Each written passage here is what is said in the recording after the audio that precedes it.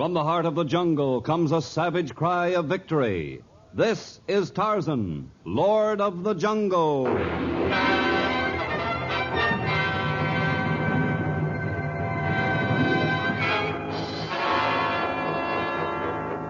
the black core of dark Africa, land of enchantment, mystery, and violence, comes one of the most colorful figures of all time, transcribed from the immortal pen of Edgar Rice Burroughs. Tarzan, the bronzed white son of the jungle. And now, in the very words of Mr. Burroughs, the story of Jungle Heat.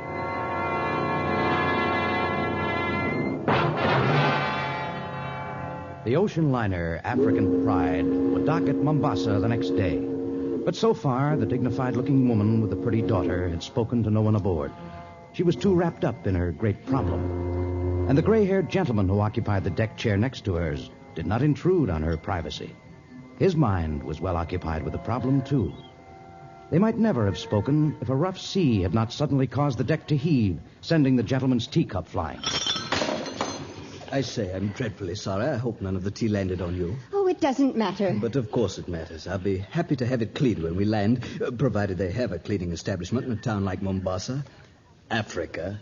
You don't care for Africa? I should say not. I was there once as a young man. Beastly place. Then why are you returning? Business I'd give a pretty penny to be clear of.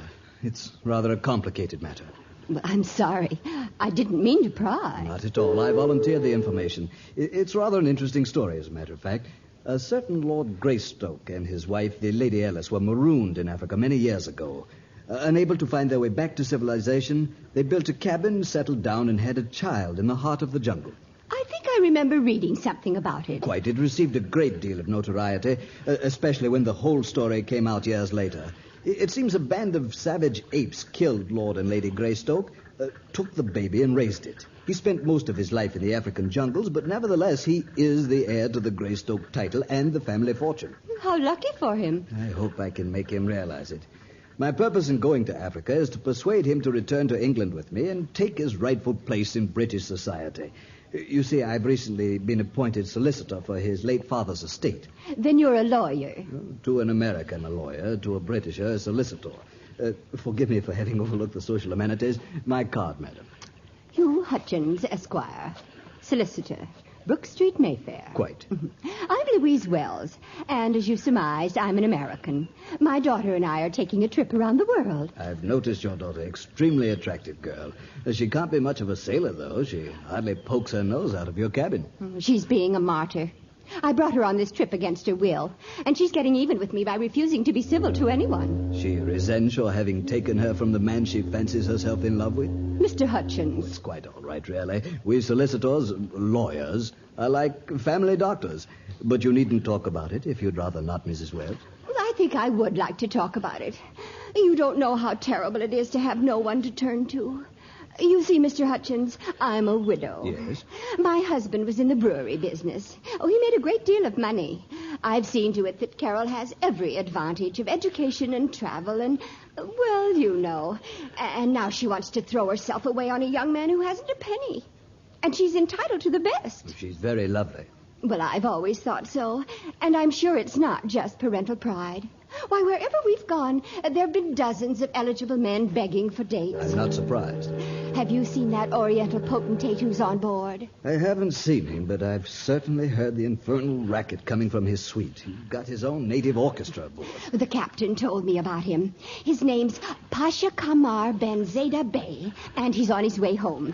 He spends half each year in Europe. He caught a glimpse of Carol one day, and he begged the ship's captain to introduce him to her. And she refused point blank. They say he's a handsome devil, too. Oh, nothing makes any difference. She won't have anything to do with any of the men who admire her. She may change her mind if she sees one who appeals to her. I do hope it's the right one this time. I suppose you'd like one with a title, a fortune, and perhaps a villa on the Riviera? I wouldn't mind. Well, I wish you luck, Mrs. Wells. And I wish you luck. I hope you're successful in getting your English lord to quit the jungle in favor of Mayfair. Oh, I'm not worried. I'll be gentle and persuasive at first, but if that doesn't work, I am not without ingenuity.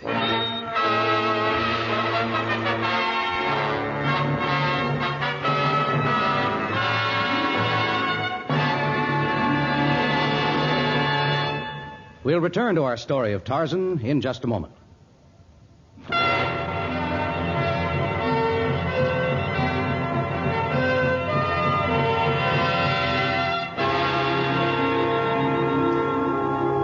Far from the port where the African Pride was docking, Tarzan crouched motionlessly in the crotch of a tree. From the fetid swampland, he had caught the scent of Gimla, the crocodile, and that of man. He swung rapidly from tree to tree until he had reached the swamp's edge, but he was too late. Over 100 yards from him lay an exhausted man who grasped in vain for a hold on a slime-covered rock, and the crocodile was only a few feet from its intended victim. There was little chance that Tarzan could kill the reptile from such a distance, but he fitted a metal-tipped arrow to his bowstring, drew the shaft back with all the power at his command, and released the arrow. The crocodile leaped into the air, then fell back, dead.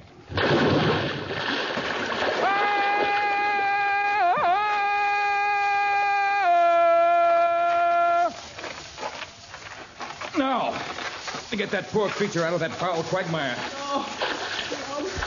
Don't kill me. I've come to save you. You speak English. Yes, but it's best to hold your tongue and save your strength. I'll carry you to a dry place. There. I thought you were some sort of a savage. You don't look like any civilized man. It's unfortunate that there are no mirrors here in the jungle. You must have a week's growth of beard on your face, your clothes are torn and filthy, and your body is scratched from thorns and burnt from the equatorial sun. It's been terrible. The animals in the swamps and the heat. There's a nice soft bed of moss. I'll put you down. There you are. Thanks. That was quite a shot you made. I was lucky. I didn't think I could pierce the crocodile's tough hide from that distance. Tell me, where are your bearers and Ascari? I couldn't afford to hire any. You came into the jungle alone? Why? I spent all my money for passage on a tramp steamer that landed in Benguela. I thought maybe I could reach Mombasa on foot. I have to get there. You must have an extremely important mission in Mombasa to take such a risk. I suppose I'm a fool. A mission is hopeless anyway. You want to tell me about it? I suppose so. In the first place, I'm in love. Ah, the reason for much happiness. And an equal amount of suffering. I suppose so. Well, anyway, Carol's mother didn't approve of me. She took her on a trip around the world, kept my letters from her, and saw to it that she didn't have a chance to write me. But Carol managed to sneak a card to me from the last place they stopped. She said if I could meet her in Mombasa, she'd run away from her mother and we could be married. You sound like an American. Both your speech and your foolhardy bravery in coming into the jungle alone proclaim your nationality. Yes, I am an American, but I guess my foolhardy bravery has been wasted. By this time, Carol and her mother are in Mombasa, and by the time I can get there, You're in no condition to travel now. I shall take you to my seacoast cabin and nurse you back to health. When you're fit again, I shall try to help you plan your next move.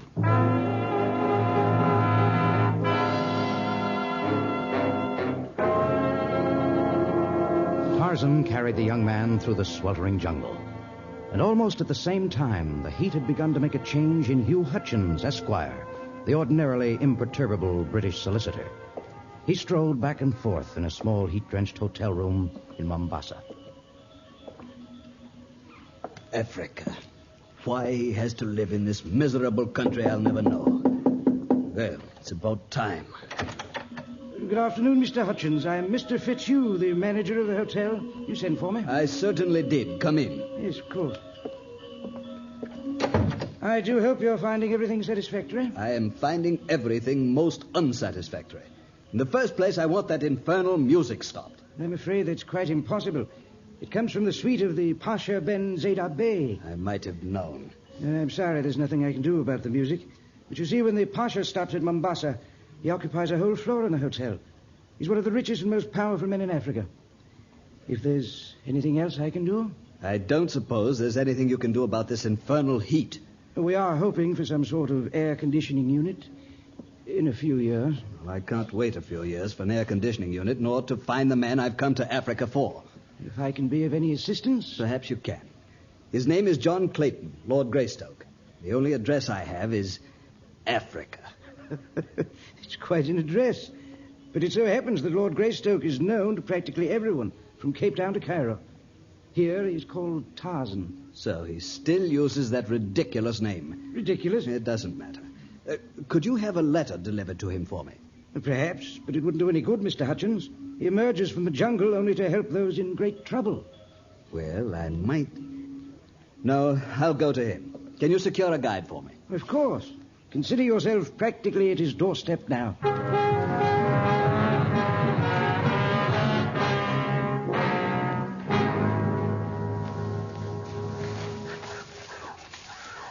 How much farther do we have to go through this miserable jungle?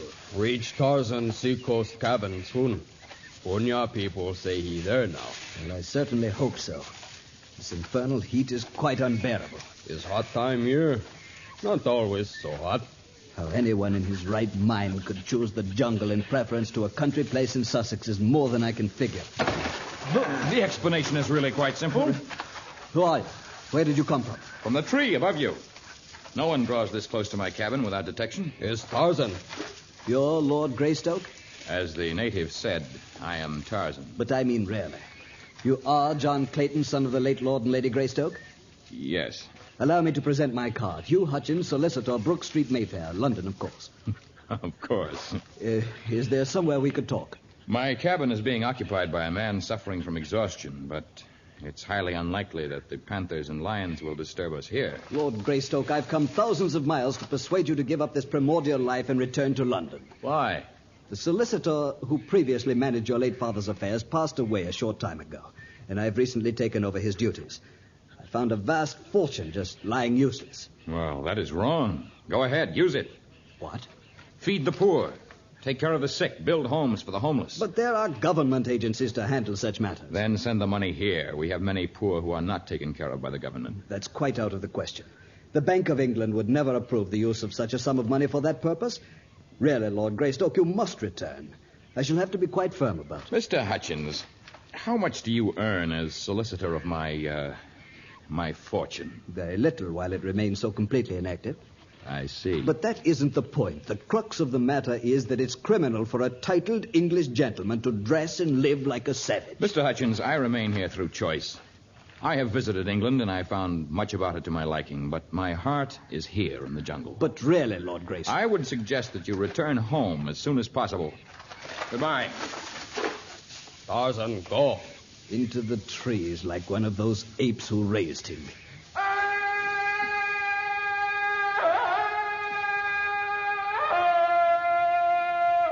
What in the name of heaven was that? That Tarzan cry. We go back Mombasa now? Yes, back to Mombasa. Through this crawling jungle, through this grueling heat. But I'll figure out a way to make Tarzan leave the jungle. Somehow or other, I'll make him change his tune.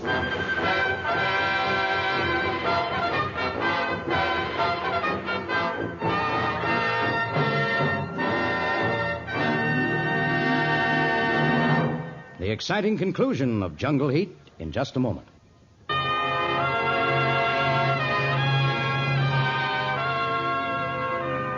The cities, as well as the jungle, labored under the great pall of tropical heat. It was responsible, in part, for Hugh Hutchins' unreasonable determination to take Tarzan from the jungle. It had a great deal to do with the Pasha Kamar Ben Zayda Bey's reluctance to start his journey into the interior. And it affected the temper of Mrs. Louise Wells. There were some things, however, for which the heat was blamed, and for which it was not responsible. It's just the heat that's got you down, Carol. The house physician says there's absolutely nothing wrong with you. I don't feel up to traveling, Mother. We'll just have to stay in Mombasa until I feel better. But we've already missed 2 boats. Are we going to spend the rest of our lives in Africa? Oh, I don't know. I don't care much. No, I suppose you don't. You don't care about anything but hearing from Bob Hale. Has there been some message from him? Message? From Bob? Oh, we aren't likely to hear from him. Oh, no, I guess not. I don't know what I was thinking of. But we did have another message from the Pasha. He's still very anxious to meet you. Yes, Mother, I know. I think if you don't mind, I'll take another little nap. Well, I'm not going to do my sightseeing through a hotel window. I'm going to visit some of those wonderful native stalls. Have a good time, Mother. Perhaps in a few days I'll... Oh, of all the ungrateful girls.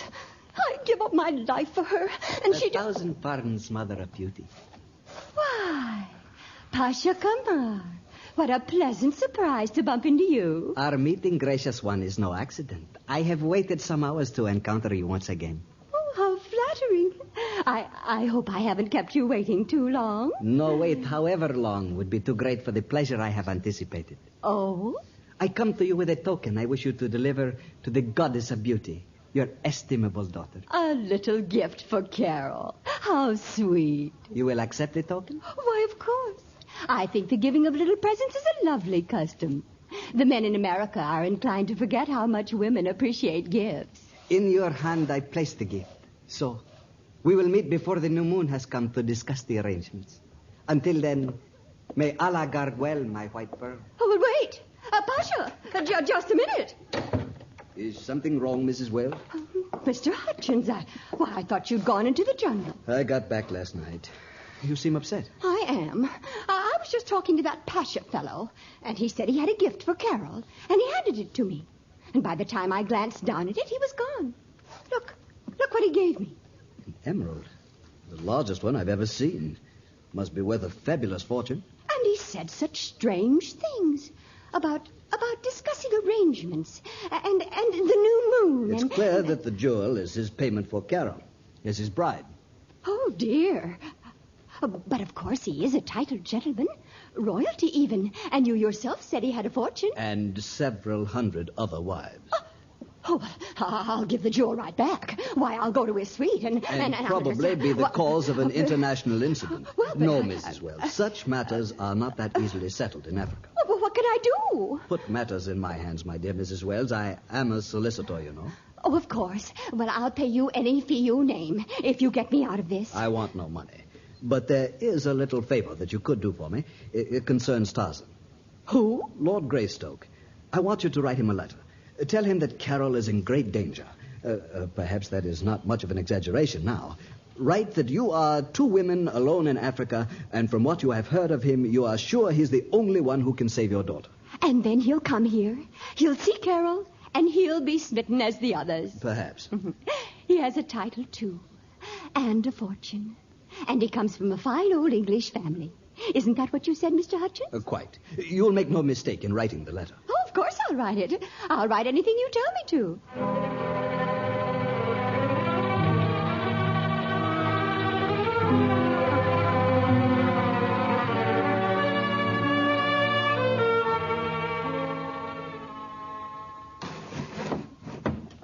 Tarzan? Yes, Bob. I thought I'd find you still asleep. I heard all that shouting and confusion outside a few minutes ago. Tried to reach the window to see what was happening, but I couldn't quite make it. Some Punya warriors arrived with a letter for me. The coming of a Barua in the jungle is quite an event. I don't wonder. If I were the native mailman, I think it was quite an event if I managed to deliver a letter here. It is dangerous even for those who know the jungle well. And that is why I am angry. Oh? A week ago, while you were hovering between life and death, a gentleman came into the jungle to persuade me to give up my life here and go to England. I refused. And now he sends a letter designed to bring me as far as Mombasa, the first leg of the journey to England. Well, if he couldn't persuade you in person, how could he expect the letter to do the trick? Oh, the letter doesn't bear his signature, of course, but the ruse is obvious. Listen to this. My dear Tarzan, you do not know me since I am an American woman, Mrs. Louise Wells. Mrs. Wells? Who has only recently arrived in Africa.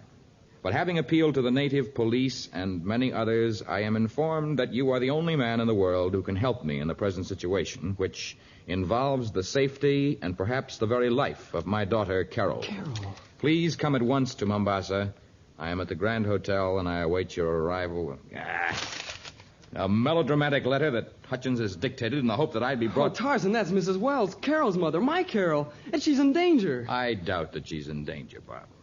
But since the letter refers to your Carol, I shall go to Mombasa. I'm going with you. Oh, you couldn't drag yourself as far as the window a moment ago. How do you propose to travel to Mombasa? I'll make it. I have to. I'll make a bargain with you, Bob. You remain here. There are enough provisions to keep you until my return. But Tarzan, can't you understand? I said I'd make a bargain with you. You remain here without further foolish arguments. And when I return, I shall bring your Carol with me.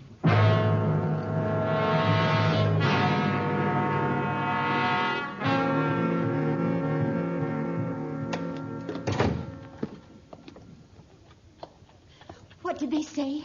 What will they do? Nothing. The officials blame you for having accepted the jewel. They act as though the Pasha was well within his rights in abducting Carol. Frankly, I don't know what to do. Perhaps if you're Lord Greystoke... Yes, maybe perhaps Tarzan can help. If only the letter brings him. The letter did bring me, Mr. Hutchins. Tarzan, the way you pounce out of nowhere, really. I hardly pounced. I've been standing here for several minutes. I wished to learn if the letter was a ruse. Apparently it was mainly false when it was written, but it has come true. Carol is in danger. Will you help us, Tarzan? You mean you're asking help from this naked savage? This is Lord Greystoke, Mrs. Wells. Mrs. Wells, despite your rudeness, I shall help you. Come with me, both of you. Where are you taking us? The caravan of the Pasha moves slowly because of its great size and because of the many women in the entourage. We can easily overtake it within a few hours. But how? I shall engage the services of 3 fleet camels. But I don't know how to ride a camel. You will know by the time our journey is over.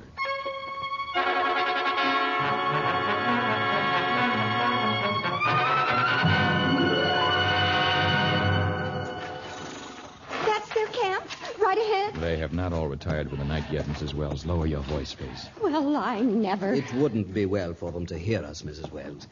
And now then, Tarzan, your plan of campaign. It will require exact timing and bravery. Mrs. Wells, you will walk from the brush first, and you will go directly to the large bayet at the center of the camp. Now, do not say a word to the sentries. Show them the signet jewel and continue to walk until you are face to face with the Pasha. But if someone does stop me... We shall have to gamble that the jewel will serve as an open sesame. I'm counting on you to create considerable consternation in the center of the camp. Oh, Mr. Hutchins? Yes, sir. As soon as you see Mrs. Wells hand the jewel to the Pasha or disappear into the bayet, you will proceed to the makeshift corral at the far end of the encampment, where their animals are tethered. Yes. You will fire your gun into the air until the magazine is empty. By that time, the animals should take care of the confusion at that end of the camp. And then get back to our tethered animals here, if you can. And if I cannot, I shall have given my life in the service of a fine mother and a gracious lady. Thank you, Mr. Hutchins. When I hear the animals stampeding, I shall take care of the far end of the caravan, for surely Carol must be held in the Pasha's harem, which is quartered there. And if the plan fails? We shall all pay with our lives. The sight of a middle-aged woman calmly walking up to the bayet of the Pasha threw the potentate's sentries into a complete quandary. Suddenly, the sound of shots and a mad stampede of the caravan's camels drew their attention elsewhere. Before they had subdued the animals, a raid on the harem confused them still further. Orders were shouted madly. But the Pasha's followers milled about in hopeless confusion. And in the center, clutching his scimitar in hopeless futility, stood the Pasha Kamar Ben Zeta Bey. He watched 3 camels disappearing into the brush. They carried a bronze giant, a city-garbed white man, the Pasha's white pearl, and the pearl's now disheveled mother.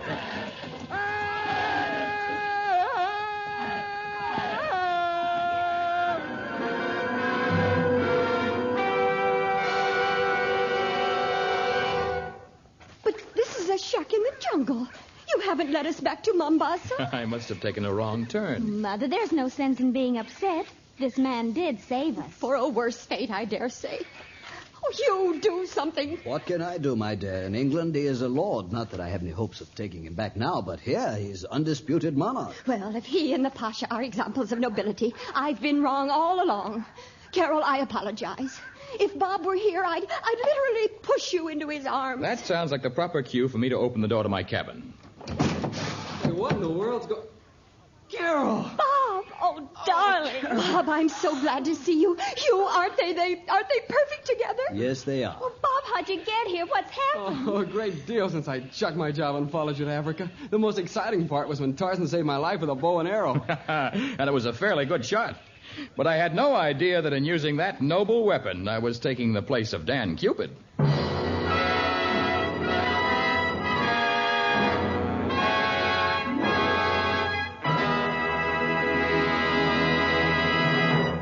In just a moment, a preview of our next story of Tarzan.